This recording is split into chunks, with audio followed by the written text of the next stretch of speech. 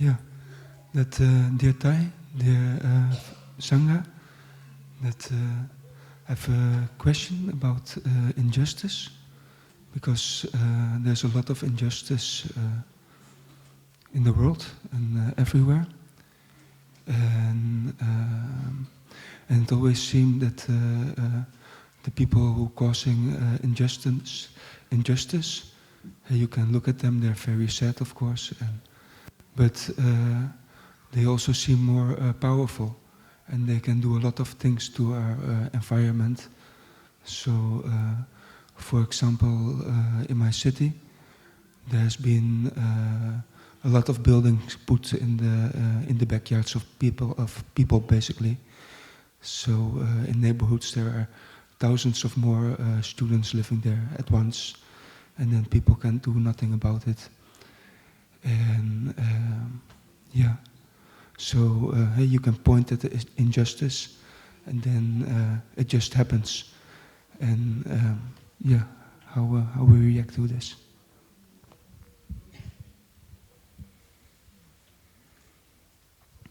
Dear Thai, dear community, our friend's question is about witnessing injustice in the world. And he gave the example of, for example, large buildings suddenly being built in a certain part of the city, and that creates disturbance in the society in that part of the city. And it seems unjust, but we are powerless to do something about it.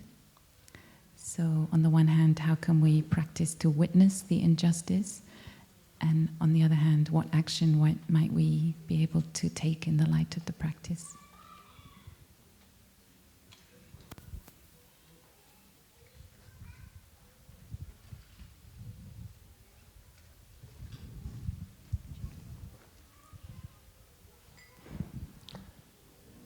Dear brother, when I was younger, I used to do a lot of demonstrations to go out to fight for my idea, or for our idea, and because I saw so much injustice in the world. And I'd like to share about something that happened to me one time when I was in England, and I was I think 21 years old, 22 maybe, and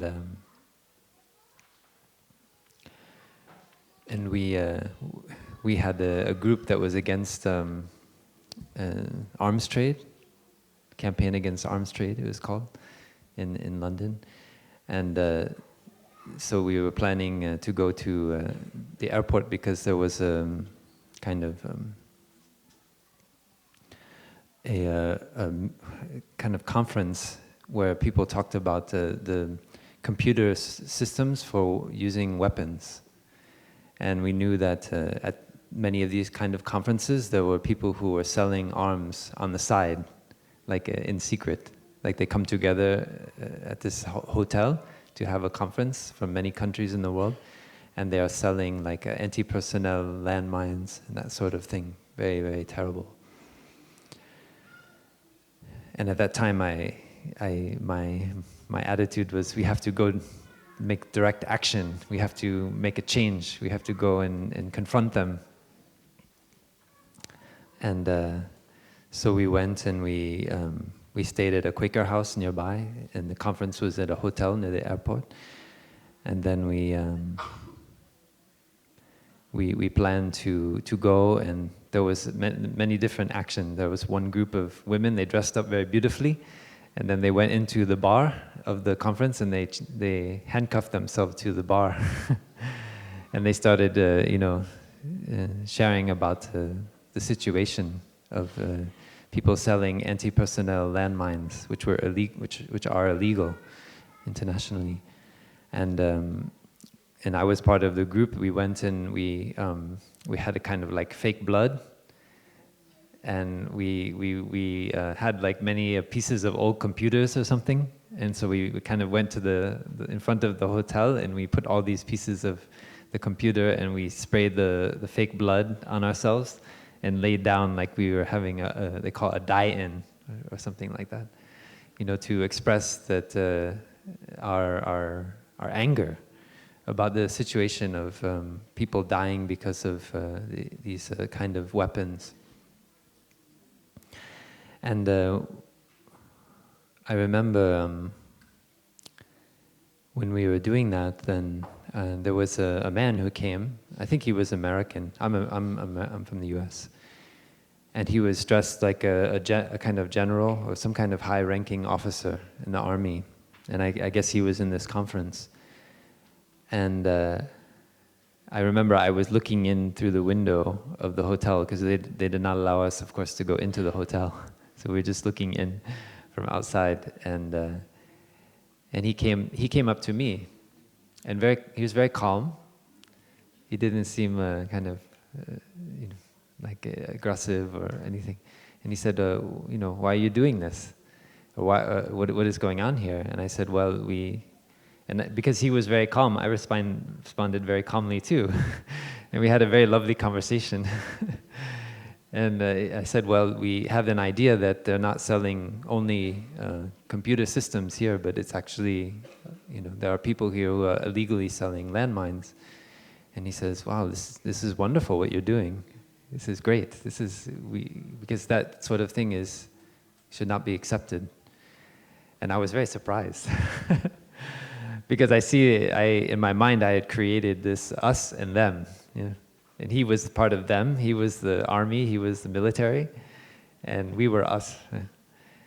And to this day, I always thank that man, because he didn't respond with fear or aggression, but he actually responded with dialogue and deep listening.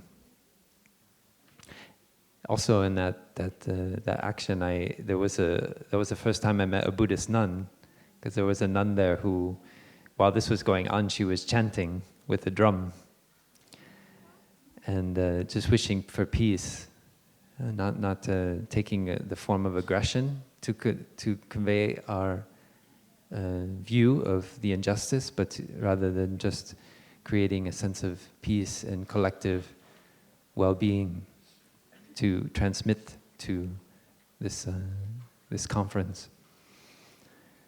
So I learned a lot from that experience and many others, but that was before I discovered this path, the Dhamma. I think the world, we need people who are able to listen deeply and who are able to be free from our view. I think that is the most important thing. Because when we are not caught in our idea, then we can see the other person as a human being. And it's very hard. It's in our nature not to hurt another person or not to hurt the earth.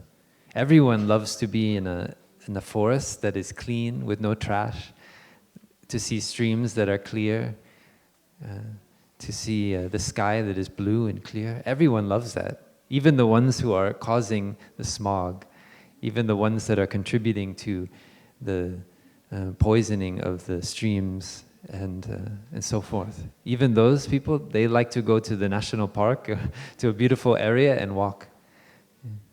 I know that for sure. They don't know sometimes that what they're doing is causing so much suffering. And sometimes they do know, but because of they are caught in their desire. They're caught by the desire to take care of their family, to provide for their family, to provide for their people.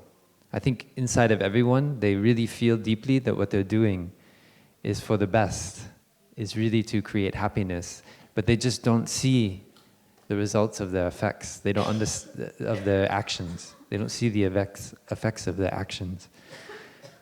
And so that is why it's so important that we have people who are able to be in dialogue with them. People who can be fresh, can be joyful, and be there. What if we had more people in the world who were practicing deeply to let go of their view, not to water seeds of anger, but just see things as they are. Then that kind of person, they can go and they can talk to the Prime Minister. They can go and they can talk to the Secretary General of the UN, because they are not caught in their idea. If we're always saying the same thing, just repeating, then people feel they don't need to listen to us because they become deaf to what we're saying. But if we are able to keep our mind free, not caught in our idea, and just as a good spiritual friend, be there and share. Oh, but it's causing so much suffering for these people. That can cause a change in their heart, because we're speaking as a friend, using loving speech, and not taking the side of the person yelling or screaming. It's a way of changing the hearts of people, because every one of us is a human being, even the ones who cause environmental degradation or cause wars to come about.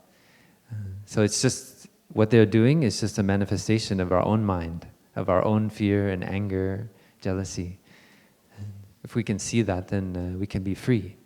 And we can be free to be there next to them when they are going to make a decision that could harm many, many people. And we can change their heart, because they see us as a true spiritual friend. So that is part of our path as monastics, is to be that, to realize that. And I think it's part of all of our path, to be that kind of person who can really write a love letter, for example, to someone in the government, as a good spiritual friend, not as someone who is opposing them, but someone who can deeply understand their situation, understand also that they don't have the power to change everything. Nobody has this kind of absolute power, but they are just representing the people who elected them as best they can, and they feel that's their duty. So we can remind them of that and bring about a change in their heart. I think it's really possible. Maybe my brothers and sisters have something to add. I think each one of us every day is exposed to some kind of injustice, whether we hear about it on the news, through an email newsletter, or something we witness on the streets. And that does something to our heart. And I think as mindfulness practitioners, as students of Thai and Sister Chang Kong, we can practice in such a way that we are aware of the effect of injustice on our heart. What is the feeling that is triggered when we have finally switched off the news bulletin? Or when we hear something on the radio in the car, how am I feeling? Am I feeling sad? Do I feel despair? Do I feel powerlessness? Do I feel resentment, hatred? So each day, in smaller or bigger ways, these seeds are being touched in us when we witness injustice in the world. And our first duty as a practitioner is to take care of what is going on in our heart. If there is despair, we embrace the despair. If there is sadness, we embrace the sadness. Somehow we honor it, and we can also allow ourselves to cry. I think we may sometimes become numb to injustice, and we need to still be able to cry. And when we are sensitive to how we are responding, we might discover that 5 minutes of news is more than enough. Maybe 2 minutes is enough. And we then turn off the television or the radio, and we try and come back to ourselves. And we may be overwhelmed. So the first step may even be to go out into nature to refresh ourselves, to gladden our mind, so that we can really see what we would like to do.